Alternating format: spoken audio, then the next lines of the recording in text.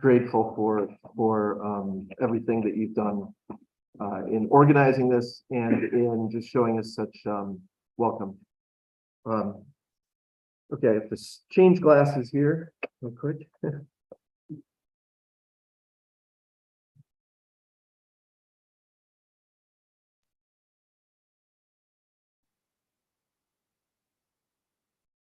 How does Jean-Luc Marion understand the relationship between knowing and loving, especially in the context of his conception of the historical and therefore necessarily philosophical relationship between metaphysics and the phenomenology of givenness? In many ways, this question, which might be rephrased as how do books like The Erotic Phenomenon and In the Self's Place, The Approach of St. Augustine, relate to books like Descartes' Metaphysical Prism and Cartesian Questions 1, 2, and 3. This question is explicitly answered in certain parts of Marion's 2020 masterpiece, Revelation Comes from Elsewhere, which is the English title of D'ailleurs la Révélation, as well as in the recently published La Métaphysique et après, Essai sur l'historicité et les époques de la philosophie, 2023. My aim here will be to show how these two recent books answer this question about knowing, loving, and metaphysics.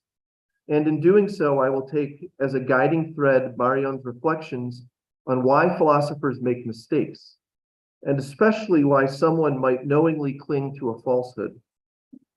For the phenomenon of clinging to philosophical mistakes, I believe, offers us privileged access to the fundamental workings of the relationship between knowing and loving as Marion understands it.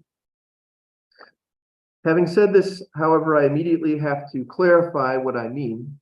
Usually when one identifies what one believes is a mistaken claim, one attempts to refute it.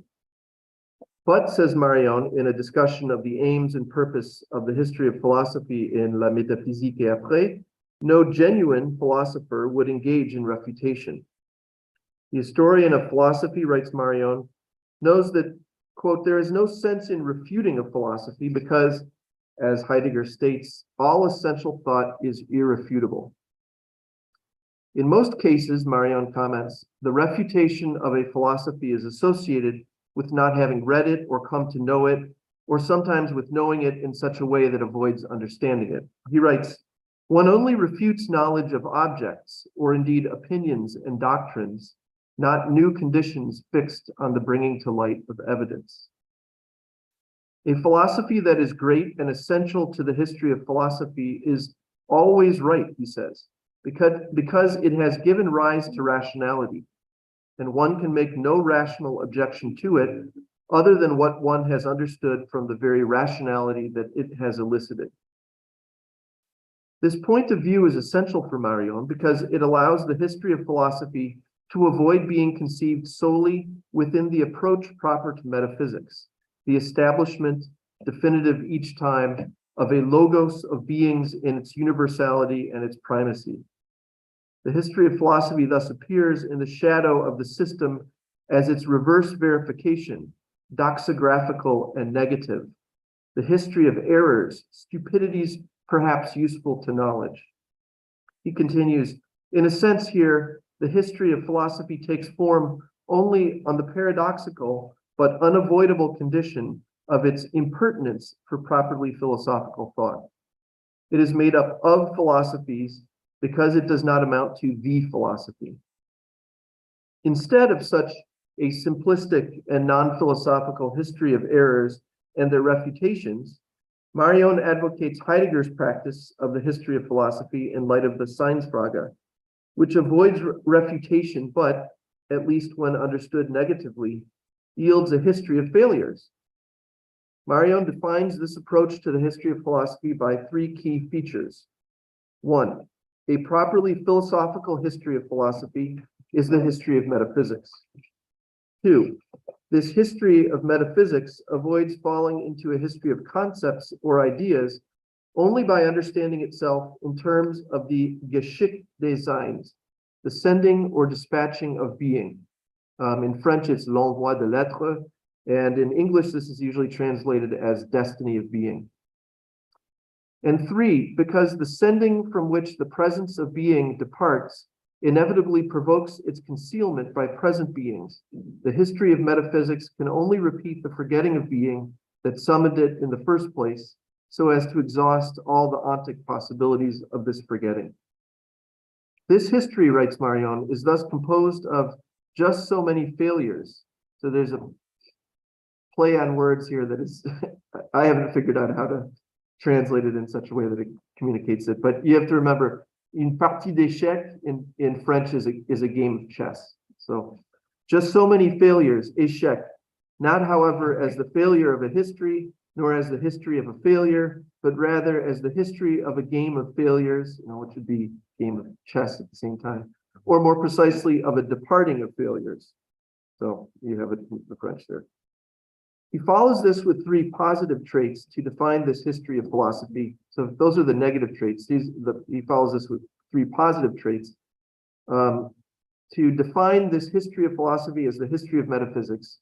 And I won't go into detail here about those except to say that the history is a unified one, despite the historical and other disparities among the many philosophies it gathers. Because the play of beings and being, resulting in the obscuring of being to the point of its forgetting until it is sent out again, leads to the opening of the path of a serious movement beyond dépassement metaphysics. The point here is that the repeated failure of metaphysics to answer the question of the being of beings by identifying being in itself is not best understood, he says, in terms of refutation and progress, where the right metaphysical account wins out over its wrong adversaries. Instead, the failures of metaphysics are productive, even generative. In seeking to detach itself from metaphysics, one must always lean on it. The issue thus becomes, writes Marion, that of locating in what metaphysics says about itself what it did not say, or what it did not know, was not capable of, or didn't want to say, but that it had nevertheless clearly suspected, if only then later to obstinately censure it or immediately forget it. And we heard him say something very similar to this sentence on yesterday. Marion's own productive engagement, especially in revelation, comes from elsewhere, with Aquinas, Occam, Suarez, Leibniz, Hume, Kant, Hegel, and Schelling. There are others you could list as well, exemplifies what he means here. But Marion does present two examples of attachment to falsehood in La Métaphysique après. The first is characterized as the bad faith reading of a philosopher or philosophical text. In such a reading, the protagonist uses ideologically driven dislike for something in the philosopher's argument or conclusion as an excuse to avoid rational consideration of the evidence she has put forward. So the kind of opening gambit to this would be, il y a quelque chose qui me gêne dans votre conclusion. In the American setting, it would be something like, something that concerns me in what you just said. Is usually the opening for that.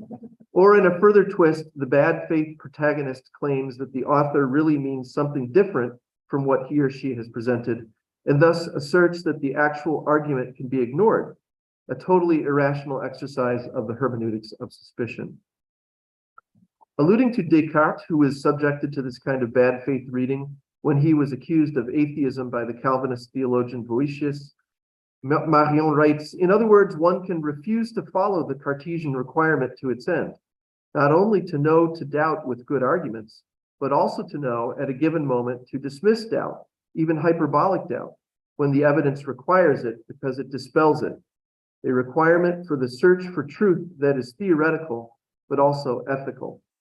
And we'll pick up on this requirement for the search for truth that is both theoretical and ethical in a little bit. This kind of attachment to falsehood motivated by the refusal to look at evidence makes discussion impossible, effectively silencing philosophical inquiry. In the second example, Marion writes about the seemingly more mysterious motives of someone who would resist and reject historical arguments like his own about the end of metaphysics, and the rational presentation of a philosophical alternative such as the phenomenology of givenness, that promises to reinvigorate philosophical thinking. And I'm going to read a quotation. Note that Marion uses the first person plural here, thus including himself in the scenario. This is a long quotation. The obstacle to receiving giving, la donation, the one that makes us reticent with all our strength and especially all our weakness, now appears clearly. How do we explain our metaphysical fascination, which makes us lay claim to its name when for such a long time now, the history of philosophy has established the origins and limits of metaphysics, to the point that precisely those who claim to pursue it, in fact, have renounced taking upon themselves its concepts and aporias? Are we dealing with a nostalgia or an obstinacy or ignorance? Quite probably in many cases. But deep down there is more. Metaphysics, more than a negative philosophy, constitutes and is constituted as a science of the a priori, and in that way draws to an end. This a priori institutes the ego as its ground, raising it to the rank of the final transcendental, the demiurge that puts into operation the categorical apparatus of objectification and exercises its principles. To go beyond metaphysics, therefore, entails that the ego renounce its transcendental status as principle of principles in favor of givenness. Or in other words, that the ego renounce the function of universal evaluator of all things that have become its values. Or in short, that the ego break with the proud name conferred on it by its part in the theater of metaphysics to instead take up that of the a posteriori witness of the given. The ego doubts that it can do it, assuming that it wills to.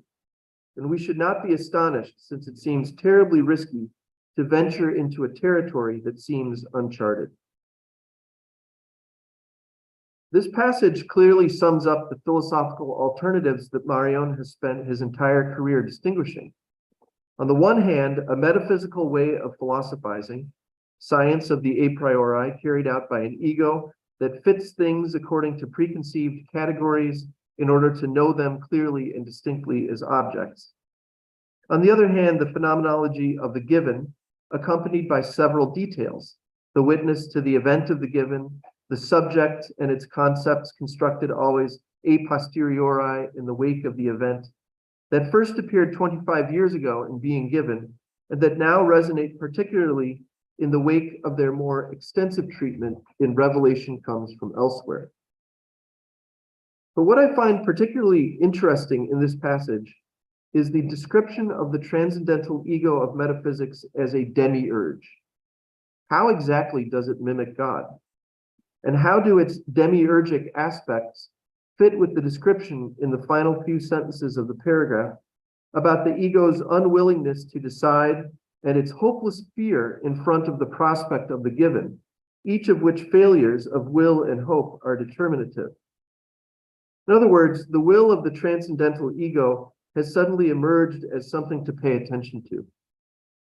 Usually when Marion speaks about the will and hope, here fear is born out of a lack of hope, he is speaking about love and hate, what he calls the erotic phenomenon.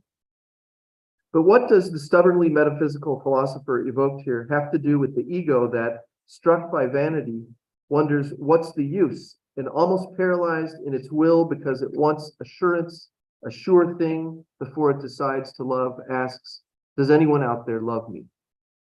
Is this example meant to suggest that the philosopher who clings to falsehood suffers at base from a failure to love? If so, what does it mean really to love the truth?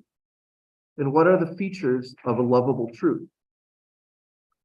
To answer these new questions, I suggest we turn to the thinker that Marion privileges above all others when it comes to discussion of the role of love, the will, in knowing the truth, St. Augustine. In particular, we will look at the key text in Marion's work for considering this issue, chapter 3 of In the Self's Place, the Approach of St. Augustine. In a famous passage from Book 10 of the Confessions, St. Augustine describes the phenomenon of someone knowingly preferring a falsehood to the truth and articulates and answers several key questions raised by that phenomenon. Marion's analysis, which aims to detail the relationship between truth as a saturated phenomenon on the one hand and love and hate on the other, focuses primarily on this passage and another one a bit later in Book 10, as well as a similar passage in De Trinitate. Here we will simply focus on the first passage mentioned, Confessions 10, section 23, paragraphs 33 to 34. As a reminder, Augustine has just argued, so the context for this passage is, he's just argued that all humans seek the happy life, the vita beata, which he defines as joy based on the truth. And this truth is God. But the fact that many are attached to a lesser good that they think is the truth but is not a problem for Augustine's presentation. Indeed, because everyone without exception seeks the enjoyment of a happy life, there are no real distinctions to be drawn between the religious, the spiritual but not religious, the non-religious, the atheist, the stoic, the hedonist, and so on. Everyone is in the same boat, so to speak, seeking the good that will provide them with happiness. Augustine writes, and here's the passage, or the first part of the passage, "The happy life is joy based on the truth. This is joy grounded in you, O God, who are the truth. This happy life everyone desires. Joy in the truth everyone wants. I have met with many people who wish to deceive, none who wished to be deceived. How then did they know about this happy life unless in the same way that they knew about the truth? They love the truth because they have no wish to be deceived, and when they love the happy life, which is none other than joy grounded in truth, they are unquestionably loving the truth. And they would have no love for it unless there were some knowledge of it in their memory." A key point that jumps out here is the observation, which occurs several times in the Confessions, that many wish to deceive, but no one wishes to be deceived. Marion develops this observation to show how it indicates that everyone has received an accurate sense. Marion calls it a non-theoretic sense, extra-theoretic even, of the truth. This sense of truth includes the desire to encounter it, hence the willingness to deceive, but not to be deceived. To accept being deceived would be to act against this sense and its associated desire. Ultimately, it would be self-destructive. But what is this truth that must be sought erotically rather than being known conceptually before it can be loved? This distinction is important because the two accounts of truth involved can be mapped respectively onto truth understood within the philosophy of givenness, must be loved or hated to be known, and truth metaphysically understood, the conceptual truth. Section 21 of In the Self's Place focuses on a particularly important step in the process of conversion, as St. Augustine describes it, the substitution of the desire for beatitude for the desire for knowledge. This can be seen, and Marion sees it this way, as a conversion from the natural metaphysical attitude toward truth to that of givenness. The sense of truth associated with the desire for beatitude is one that manifests itself in as much as loved, and therefore also covers up itself, se recouvre, in as much as hated. This erotically correlated truth, its manifestation hinging on its being loved or hated, is distinguished from two other senses, neither of which involves love or hatred. Truth as the correctness of an assertion, and what Heidegger calls truth as being uncovering, and Deckendsein. And I have a longer footnote there about how it's translated into English, which doesn't really concern you, but anyway. Resistance to the truth arises only in relation to the sense of truth as erotic, because it is only in regard to this sense that one is not in the position of deciding the truth, as would take place, for instance, in a judgment about the adequation between a concept and a thing. Instead, when relating to the truth as erotic, one is put in the position of deciding on oneself in relation to it. Marion explains, "I must make up my mind, decide myself in relation to the truth, because without such a decision, refusal, or acceptance, no manifestation will appear to me. This is the figure of truth in which, in order to manifest itself, truth would have to be loved, and in which hatred would suffice to cover up this manifestation, love and hate thereby assuming a resolutely epistemic, indeed phenomenological function, that of making visible and therefore intelligible the manifestation of a phenomenon. That is, when the thing, no matter what thing, manifests itself in an evidential excess of whatever type of excess might be at issue, its truth can make itself seen, unveiled, only as long as I myself can gaze on it, which means keep it under my eyes, endure it, and bear it. But I can do this only inasmuch as I resist it.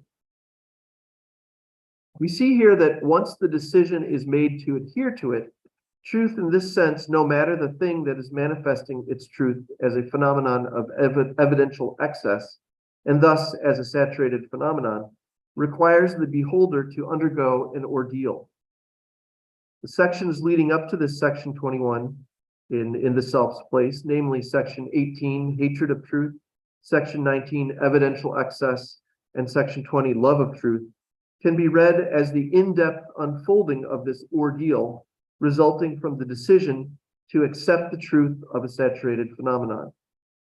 It is worth thinking about the contours this ordeal might take on in the context of a philosophical inquiry, say, where I decide in favor of a previously undervalued argument involving not the truth of an object, but a saturated truth, and as a result realize all the changes in my other views that adhering to it will require.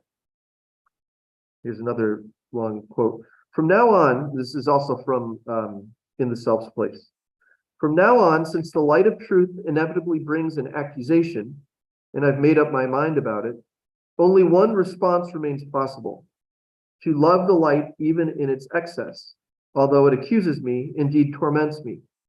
Love its very excess more than the mortal repose of my own darkness.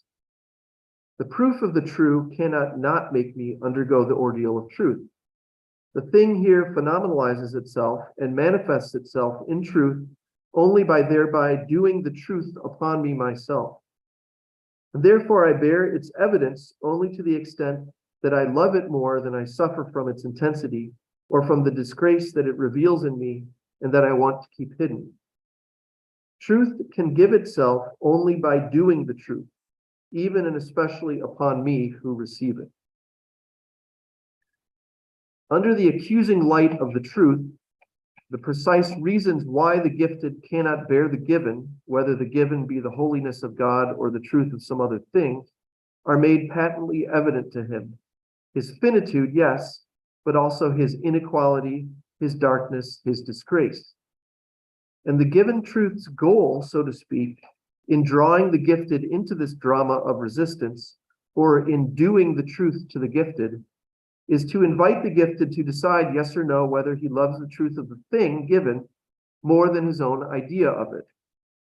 He can no longer, quote, he can no longer remain before the givenness of the thing just an impartial spectator who would see from a neutral position, unquote.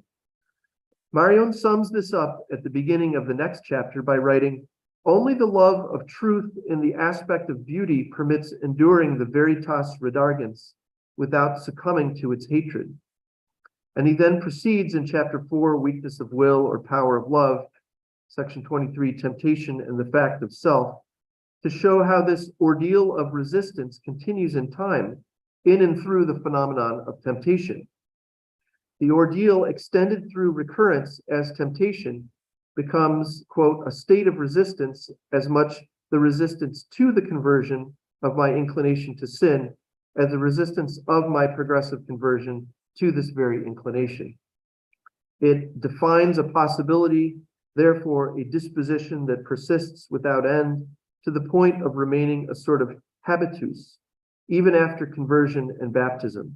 Indeed, especially after conversion and baptism, which provoke so much resistance. But because this resistance phenomenalizes the truth and the knower, temptation also, quote, has the power to make visible what without it would remain hidden, and in fact invisible to man himself, his thoughts, his strength, his own self, what he is in himself, but precisely not to himself. Where, asks Marion, does temptation get this power of phenomenalization? Evidently from the fact that it confronts each man with the things themselves, but with these things in the truth, their truth and also therefore his own. That is to say, exclusively insofar as he comes to desire them or not, to love them or hate them.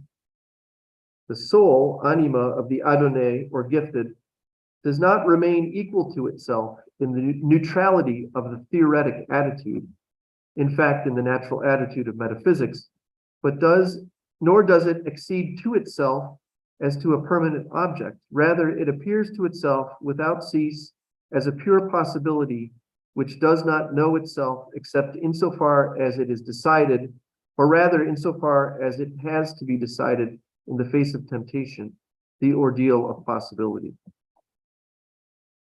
Marion's description of this ordeal of the love of the truth now leads me back to the second part of the passage from Augustine's Confessions, where he asks why the truth often elicits hatred, and why someone might insist on remaining attached to a falsehood as if it were the truth.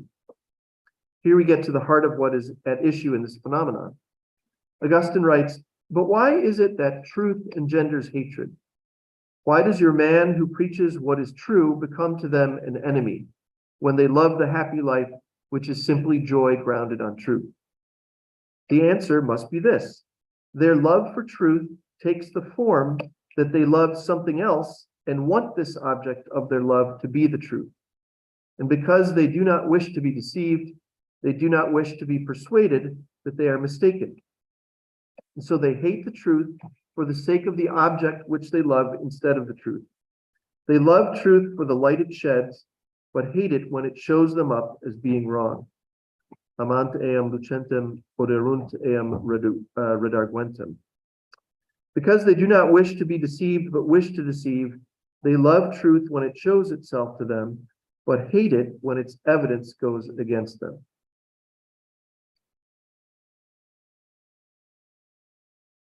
The non-theoretic sense of truth and the fact that it can't be eradicated, as evidenced by the fact that no one wishes to be deceived, explains why some would knowingly cling to a falsehood.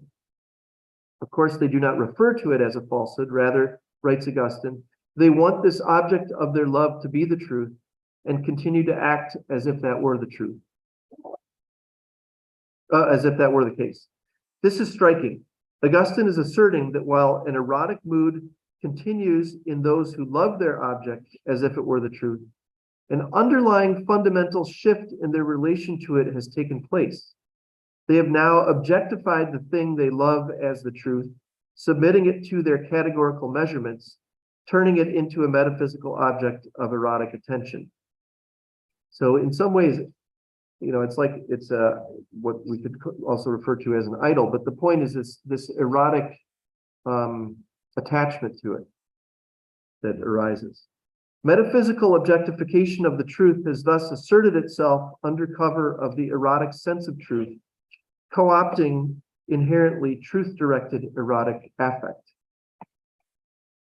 But the sleight of hand of that demiurge, the transcendental ego, of course, cannot fool the human sense of truth when it has confronted the truth itself, even or especially through the witness of another.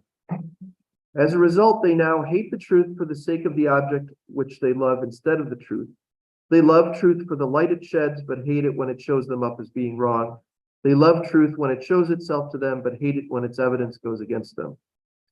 Marion comments, the divine light of the truth does not persecute or indict, but simply radiates, exposing or accusing in the sense of bringing out every feature.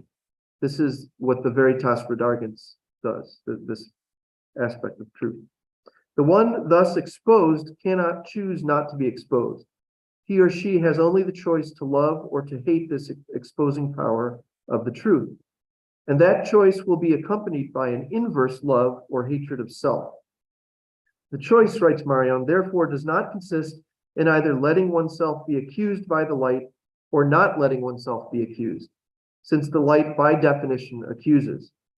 The choice consists either in identifying myself with what in me is accused and therefore in this case will accuse me, or else in detaching myself from what in me accuses me and excluding myself from it. In short, to not hate the light, it must be loved more than oneself, at least more than the self whose traits it accuses.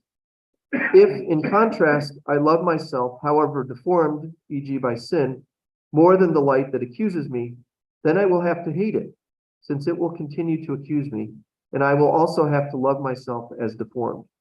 And in this way, I will end up hating myself as much as I hate the truth. So there's a simplicity that unfolds in taking in a lot of different aspects. St. Augustine's clear-eyed analysis of the role of will and eros, love and hate, in approaching the truth is powerful. And Marion, at the conclusion of chapter 3 of In the Self's Place, briefly makes the case, armed with choice quotations from Pascal, Heidegger, Nietzsche, Wittgenstein, and Levinas, that the truth of all phenomena that pass beyond the common use of the faculties must be loved or hated in order to be known. Temptation is always there to lose sight of this and allow the demiurge of metaphysical objectification to reassert itself, take control of some of our erotic affections, and interfere with the rationality of our love. But since the book on Augustine, Marion has brought St. Augustine's thought into greater proximity with the situation of the stubborn metaphysician mentioned in La Métaphysique et après. In order to see this, we will benefit from a short overview of the key distinction Marion draws in Revelation Comes from Elsewhere, chapter 10, between two modes of truth, unconcealment, aletheia, and uncovering, apocalypsis, and their associated modes of reception. So I'm going to be talking about these two modes of truth, unconcealment and uncovering. In the context of the book's argument, this distinction is put forward as a way to understand the difference between, on the one hand, a logic of approach to God that is philosophical and even despite its Heideggerian pedigree metaphysical, that of unconcealment, and on the other, the logic of uncovering, which allows an approach to God following a theological logic, the logic of revelation by which one learns about God from God himself. But because uncovering, apocalypsis, is the mode of truth associated with saturated phenomena of any sort, he says, and not just revelation, the distinction is also useful for differentiating two ways of receiving the truth. One, associated with unconcealment, strives to minimize the role of the knower's will, and thus the role of love and hate in knowing, even though these can never be completely eliminated. This is maybe something we could talk about, but because I know I said a few pages earlier that I just noticed this, that there are moments when it's apparently not in play, but I had a question actually. While the other way of knowing, associated with uncovering, requires love in order for knowing to take place at all. Marion details 4 characteristics that describe why and how uncovering, apocalypsis, describes the phenomenality proper to revelation, and thus differentiates itself from and rises above unconcealment, aletheia. In uncovering, writes Marion, there is epistemological heterogeneity between the thing and one's view of it. In terms of reception, phenomenologically, the saturated phenomenon in its uncovering transcends ad extra the one taken aback by the call, l'interloqué.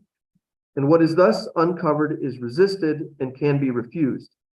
And we indirectly verify the uncovered through the transfer of its visibility. Each of these characteristics obviously requires explanatory development to be understood, but because here we are particularly interested in the relation between loving and knowing, the different roles of the will in these two modes of truth and its reception will be our focus.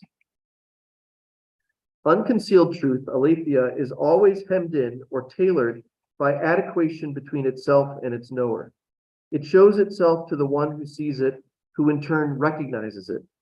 Quote, I know because I recognize, and I recognize because I can identify by concept what I see by intuition. And just remember, like in English and in French, and maybe it's probably true in Spanish too, but reconnaître means re-knowing, recognizing. So is that true in Spanish too? Yes. Okay. Reconocer. Okay. The role of the individual's will is minimized with the intent of neutralizing it in favor of a universalization of the adequated knowledge achieved. Any mistakes made in the effort to know should be due to error, the misapplication of rules. So that's in unconcealment. In unconcealment, Marion writes, the singular identity of the one who perceives does not enter into account, because perception can always and in principle be universalized by the common constitution of interobjectivity. For what we understand as intersubjectivity, following Husserl, consists only in the common constitution of a common object. It follows then that the neutrality of the given, grasped as an object in its adequate concept, allows and even requires the neutralization of the receiver and the situations of its reception.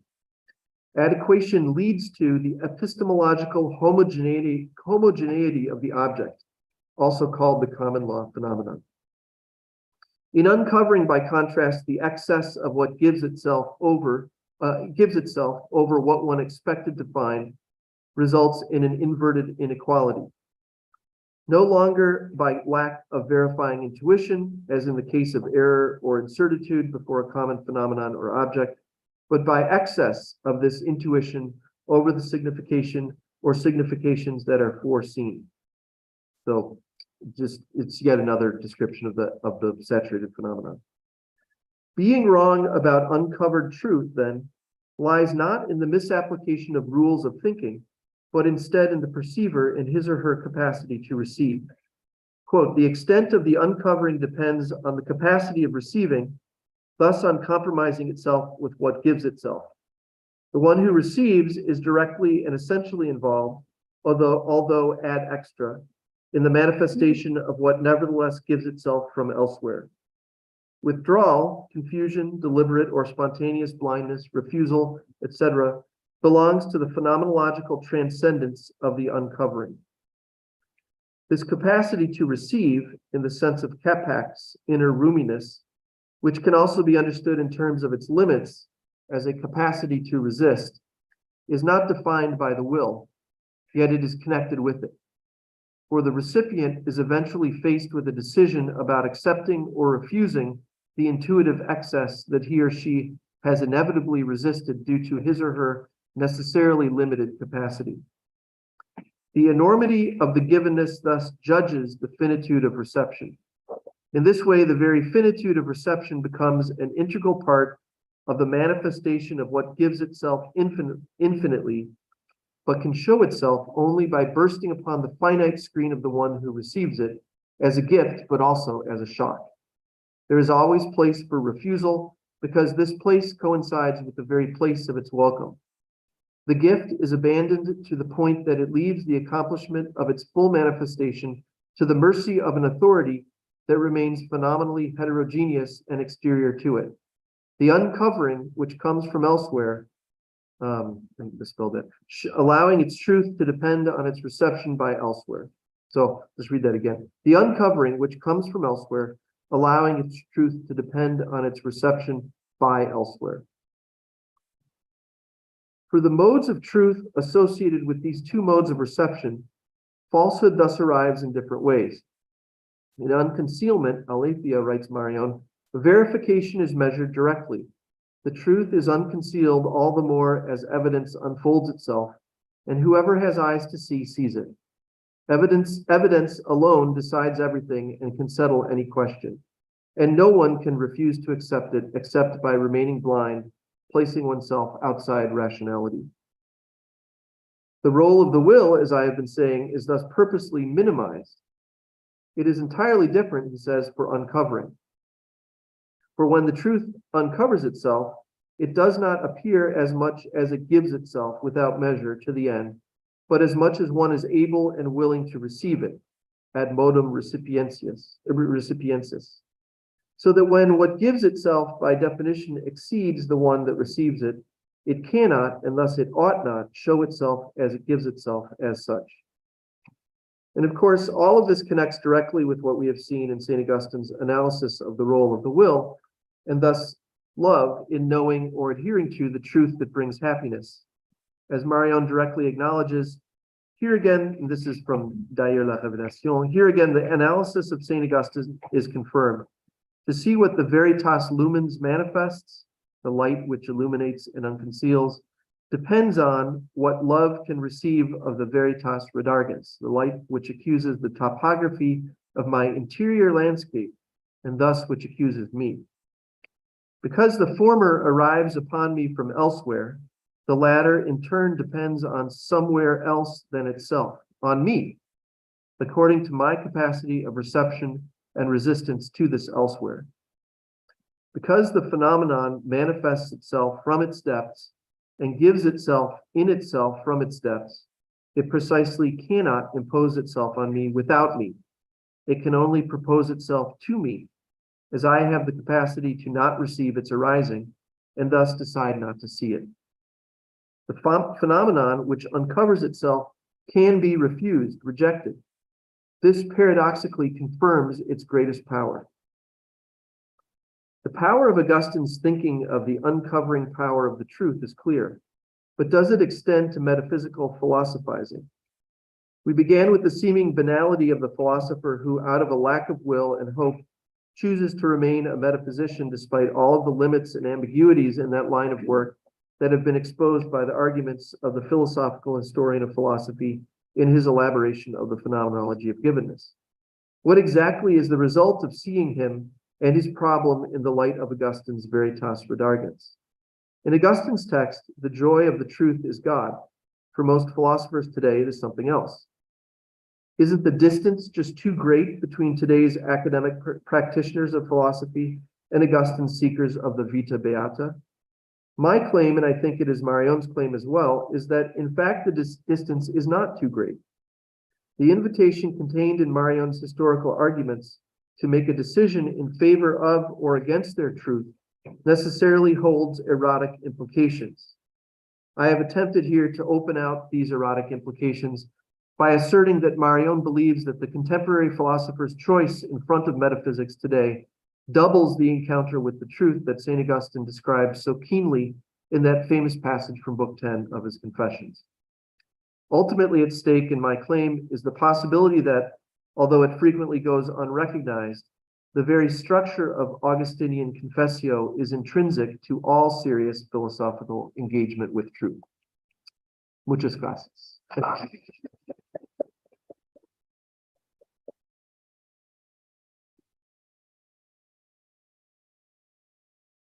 Thank you very much, Stephen, for your brilliant conference. We open the floor for questions. Someone have questions? Okay. Thanks for a really wonderful presentation. That all kinds of questions. That's it.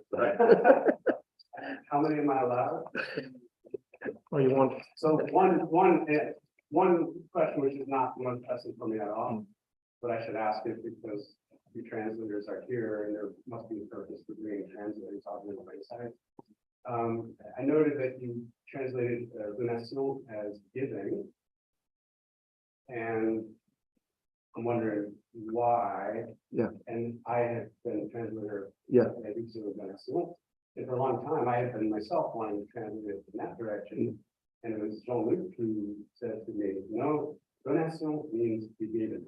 Yeah. He was just absolutely clear. The primary meaning for him of donation is given. So you must translate it as givenness, which is the obvious translation of given. So some thoughts on that. Yeah, I can just quickly tell you. So we use both. Oh, yes. Sorry. Acá los traductores están discutiendo sobre la posible traducción del término donación. Stephen lo tradujo por giving y Thomas está diciendo, amparándose en la figura de Marion, que donación debería ser Gegebenheit, ¿no? Dijiste eso, ¿no? Debería ser la traducción literal alemana del Gegebenheit. Eso indica, eso le indicó Marion. Exactamente, entonces como que el given no sería quizás la mejor traducción, y bueno, van a discutir sobre eso. Yeah, so there are some places in givenness and revelation, and then also in D'ailleurs la Révélation, where it very clearly means giving. So we use it both ways. So there are moments where it's givenness, and there are other places where it's la donation, the giving, or yeah, the donation even. I mean, that in that sense. So he's using it in more than one way now. I think is the answer. Okay. La respuesta de Stephen es que depende del contexto. Hay lugares donde given sería una buena traducción y otros donde givenness también sería buena traducción. Está sosteniendo la idea de una cierta, de la posibilidad de una univocidad del sentido de la donación, y que habría que ver en cada caso bien cómo traducirlo, ¿no? Next question. Can continue. Okay, so also there you touched on a matter in mind that has been troubling me and puzzling me for 2 decades, really, and it concerns the role of decision in making visible phenomenal givenness that might otherwise not become visible. And it seems to me that in Tanzania, this Augustinian logic is already operative without mention of Augustine, according to which phenomenal givenness can, in fact, is so excessive that it can blind me and prevent me from seeing it. Mhm. In which case, the making visible of what is given phenomenally depends upon my decision. Mhm. And you cited this passage, which really puzzles me. I must make up my mind, I must decide. Yeah. Now, when I hear Marion say something like that, I ask myself, how does this not make the I the condition of possibility for the appearance of the phenomenon? Mhm. And is that not, a move back for the I? Bueno, bien, este es un resumen, pero están discutiendo el tema de la decisión, el tema de la visibilidad, la invisibilidad. Supuestamente en el tendoné tenía una estructura parecida a la que señaló Stephen, pero sin Agustín. Entonces, pero también en el tendoné está el tema del enceguecimiento, ¿no? El blindness. Entonces, creo que la pregunta de Thomas es qué lugar ocupa el yo en esta decisión acerca de lo invisible. Y bueno, la pregunta es si esto agustiniano está en ambos textos, ¿no? Me parece que esa fue la pregunta. No sé si. Yeah, so I'm not sure that I have the answer here, but I'll make an attempt. So I read some passages where he uses the expression that of doing the truth to me. You know, the thing does the truth to me. The truth does the truth to me. And this is something that, maybe sometimes we don't take seriously, but as seriously as he means it. But this whole idea that phenomena have a self, and it operates on us. That's what's going on here. So so that would be one part of it, and then the other would be By that, do you mean the decision itself is given to you? Yeah, it seems like there's a process. That's why it's an ordeal. So so he'll talk about, I can make I can will to will. It's a very Augustinian idea. So it's sort of like saying yes without knowing what you're saying yes to, or what that involves in terms of your doing. And then the truth does itself to you. And this is the whole phenomenon of resistance, I think, that then starts to kick in. So yeah, I mean, I see the problem that you're bringing up, and I think, obviously it's something that I want to think about more and I come back to you with what I think is a good answer. But that seems like the beginnings of it. Yeah. Okay. Next one more. Okay, I translate and you can do. Más o menos lo que dijeron, Stephen arrancó con la frase, la verdad me hace verdad a mí, ¿no? Que eso tenía una parte, esta idea de que la verdad opera en mí, y luego lo vinculó con el will to will, ¿no? Esta voluntad de la voluntad, que es un gesto muy agustiniano, y esto lo respondió en relación a la idea de decisión que Thomas señalaba, y él hizo el hincapié en la idea de la resistencia frente a esa verdad, como matizando un poco la idea de la decisión que Thomas estaba preguntando, sosteniendo. Creo que más o menos va por ahí. La idea de que hay un sí mismo, En sí mismo. fenómeno, ¿no? Sí. Que So, Marion afirma en algún texto que hay que pensar que hay un sí mismo de fenómeno, donde provendría, o donde podría pensarse que está el origen de esta decisión. De, que ahí está la tensión, de resistencia. Sí. Sí. One question? One more. One more, okay. And done. Thank you. So the new thing that is troubling me, the most recent word, is the way he works out this distinction between aletheia and apocalypsis, which seems to entail an absolutely brutal collapse of aletheia into correspondence theory of truth, truth as adequation, according to evidence, which is exactly what Heidegger is trying to move away from in developing his understanding of aletheia. And aletheia is that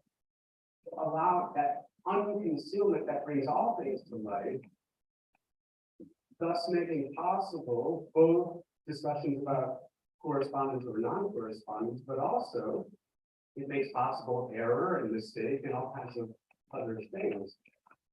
And so I'm really puzzled that he, in the recent text, is effectively turning aletheia into an understanding of truth as adequation according to evidence. And I wonder if you have any thoughts about that. Okay. Bueno, Thomas retoma nuevamente esta distinción que Stephen trata de Marion entre aletheia y apocalipsis. Y lo que se pregunta a Thomas es hasta qué punto no también no está esta distinción en Heidegger de alguna manera.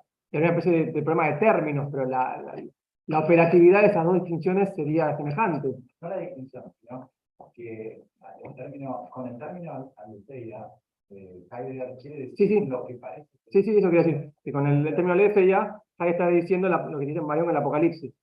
Y también está diciendo Thomas que la posibilidad del error y la verdad también aparecerían ahí, y lo que Apocalipsis es en Marion sería aletheia en Heidegger, y Heidegger en realidad puede tener un sentido metafísico de la verdad, que sería el de la predicación, el de la correspondencia lógica, ¿no? Yeah, thank you for that too. And this is another thing that I think I'm not going to answer completely in a satisfactory way here, but what I think perhaps behind his choice of this is that it is the most it's sort of the furthest that you could get in a human.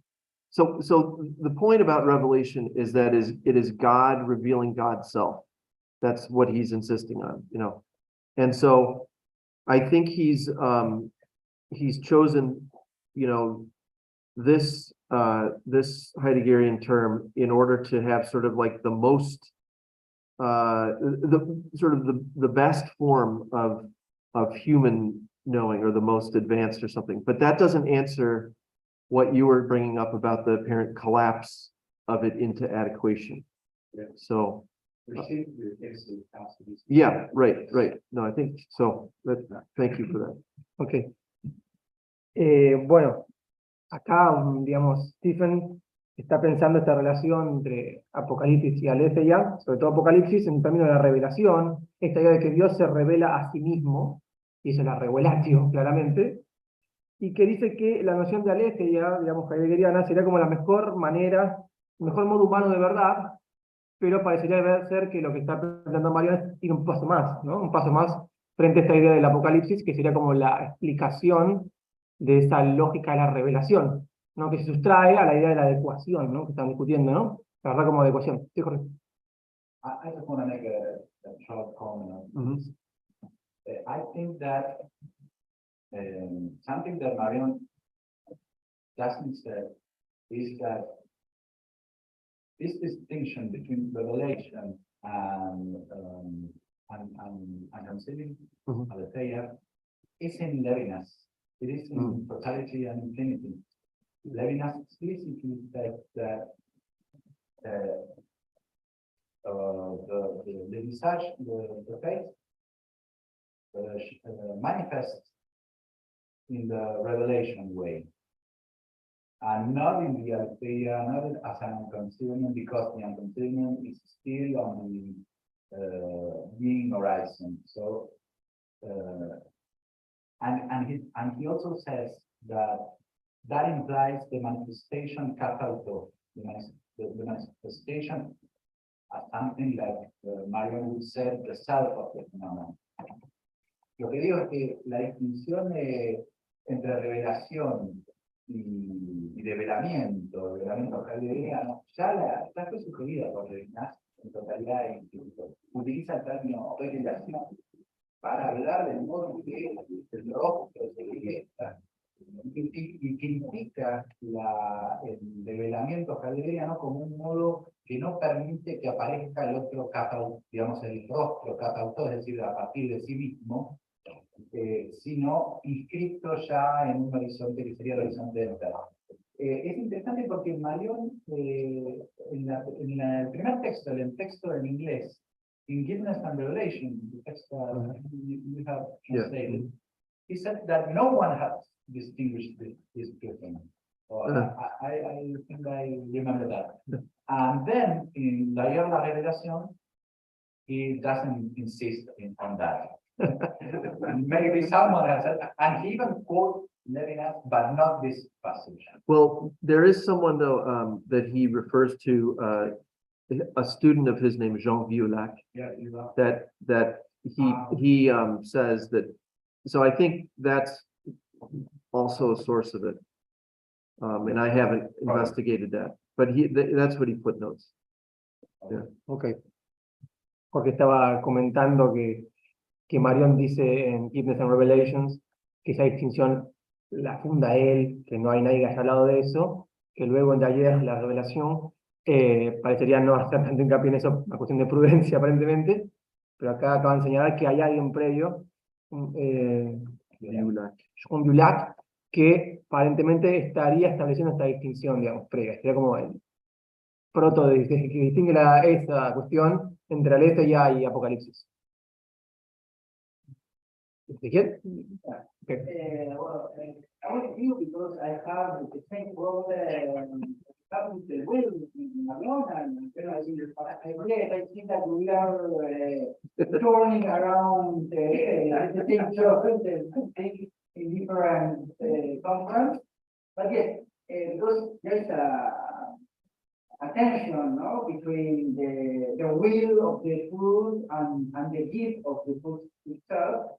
And but I was thinking, yeah, but because Marion thinks or tries to think the will in a not metaphysical way, and then you spoke of the idea of capax. Yes. As no, the idea of capax that Marion Cartesian question Yes. is different, the notion of the ancient notion of capax from the modern. Do you think that this notion of capax as capacita can be a way to think the will in a non-metaphysical way, or that the will can integrate the activity and the receptivity, maybe in that way? ¿Traduzco yo? ¿Querés señalar? Sí, comenté brevemente, bueno, que queríamos como cerrar un poco una discusión en distintas conferencias que viene dando en torno al lugar de la voluntad en el pensamiento de Marion, y que hay una tensión entre la relación entre el deseo de la voluntad de la verdad y el darse de la voluntad misma. Y de ahí el profesor citó a Marion, que habla de la idea de capax como capacidad, y le preguntaba si esa noción podría permitir pensar un modelo de voluntad no metafísico que integre la idea de, digamos, pasividad de actividad, y eso bueno, podría un poco quizás plantear esa dificultad o esa tensión entre voluntad y el arte de la cosa. Yeah. So in some of the quotations I was reading from Diana Révélation, where he's talking about the meeting of two elsewheres, the truth meeting occurring between these two elsewheres. One is where it comes from, and the other is us. And so that's a spatial notion. And I think, yeah, I think that this understanding that what we are is as much a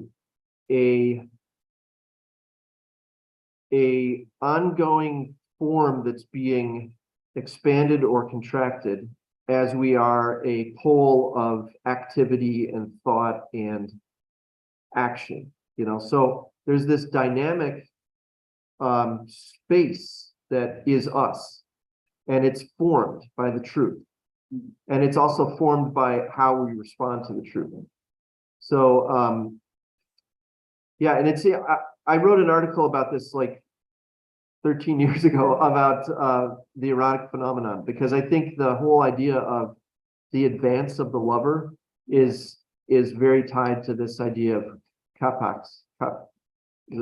So, yeah, but it's a really fascinating idea, and I really recommend people go back to that essay in I think it's Cartesian Questions 2, but I might be, yeah, but because he says that, you know, in the 17th century, this was this moment where there was this change from kapax being, well, I like to use the word inner roominess, so like, but to an ability.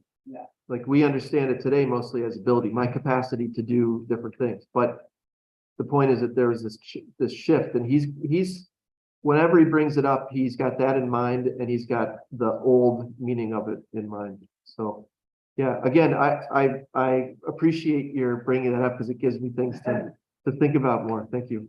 Okay. Esa es una traducción de la idea.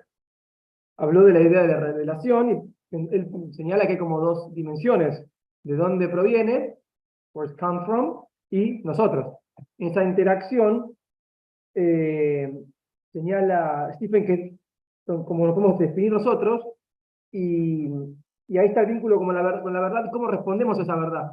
Y esa verdad es esa relación entre de dónde viene y nosotros.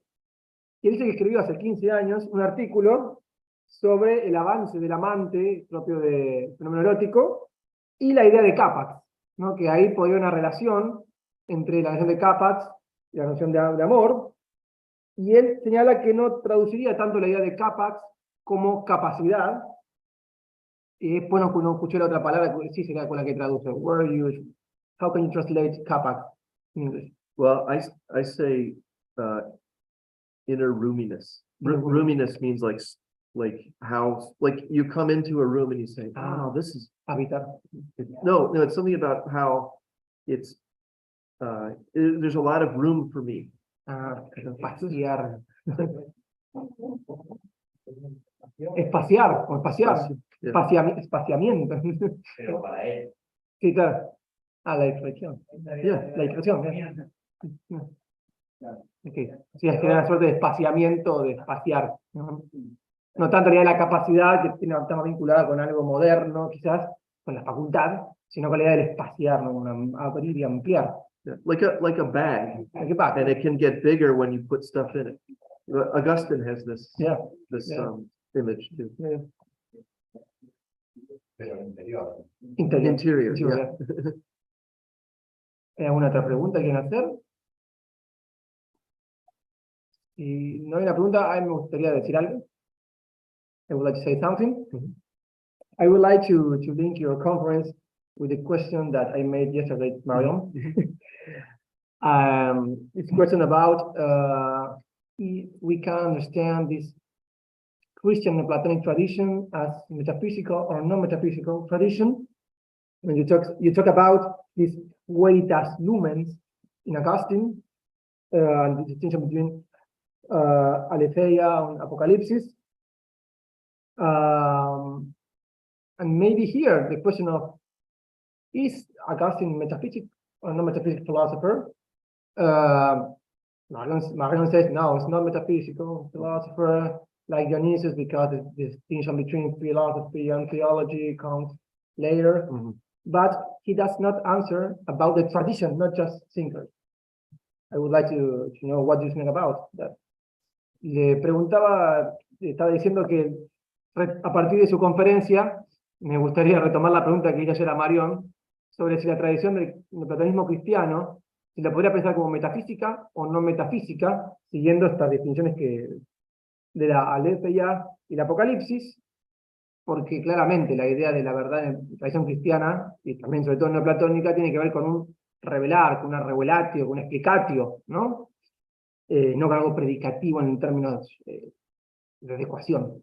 Entonces yo le quería preguntar a él, ¿qué opina? Porque Mariano no dice la tradición, sino dice este autor o este autor, pero no dice la tradición en general, ¿no? Como que escapa a esa respuesta, a esa pregunta.